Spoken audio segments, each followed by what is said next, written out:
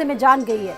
Helicopter crash में 7 लोगों की जान गई, लेकिन इसमें दर्दनाक पहलू ये है कि जब से उत्तराखंड राज्य का गठन हुआ है कई हादसे हो सके हैं।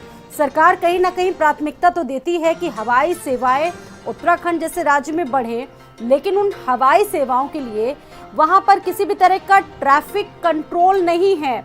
और पंकज पवार हमारे साथ मौजूद है। पंकज, ताजा अपडेट क्या है इस बड़े हादसे पर?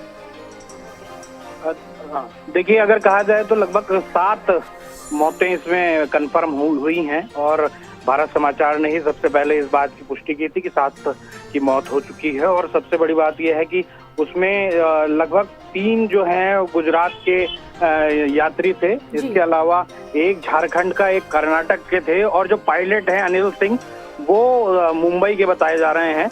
तो ये अभी तक सातवां जो है जो उसमें बैठे थे यात्री, उनकी अभी पुष्टि नहीं हो पाई है और एसडीआरएफ उनकी कहाँ के रहने वाले हैं, इन तमाम चीजों की पुष्टि कर रहे हैं। लेकिन कुल मिलाकर कहा जाए तो इस पूरे मामले में जांच कमेटी गठित हो गई है। डीएम के लेवल पे अलग से जांच हो रही है और यूकाडा जो उत्तराखंड में नागरिक उड्डयन की प्राधिकरण है, वो अपने स्तर पर एक टेक्निकल जांच करवा रहा है। खुद मुख्यमंत्री की तरफ से भी निर्देश दिए गए हैं कि इस मामले में सख्त जांच कराई जाए।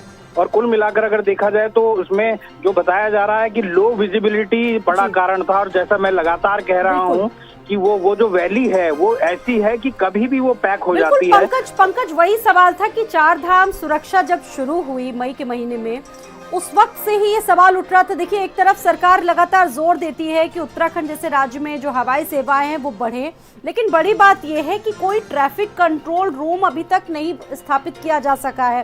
केदार घाटी की अगर बात की जाए, वही सवाल पंकज आप बार बार उठा रहे हैं कि सकरा रास्ता है, कहीं ना कहीं मौसम भी खराब रहता है और बहुत सारी जटिलताएं ऐसी हैं, बहुत सारी चुनौतियां भी रहती है। तो सरकार को कहीं ना कहीं वो कदम भी उठाना चाहिए था इस तरफ।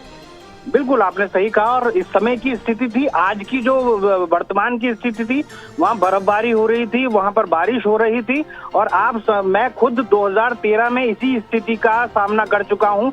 मैं खुद 2013 में जब गया था तो सामने एकाएक वैली पैक हो गई और वहीं से हेलीकॉप्टर वापस लेना पड़ा था, क्योंकि उसके आगे दिखाई नहीं पड़ता कि पहाड़ है या क्या है। तो ये तमाम चीजें भी इस हालांकि गरुड़ चट्टी से जहाँ पे ये एक्सीडेंट हुआ है और ये केदारनाथ से आ रहे थे, टेक्निकल चीजें ये हैं कि उससे सामने दिख जाता है कि वैली पैक हो रही है, इसलिए हेलीकॉप्टर नहीं उड़ाना है। लेकिन कैसे आज ये जो पायलट थे उन्होंने क्या ओवर कॉन्फिडेंस था? यानी कि हवा का दबाव क्या है पंकज, दिशा क्या है, इसको लेकर कोई टेक्नोलॉजी अभी तक वहां पर डेवलप नहीं की जा सकी है।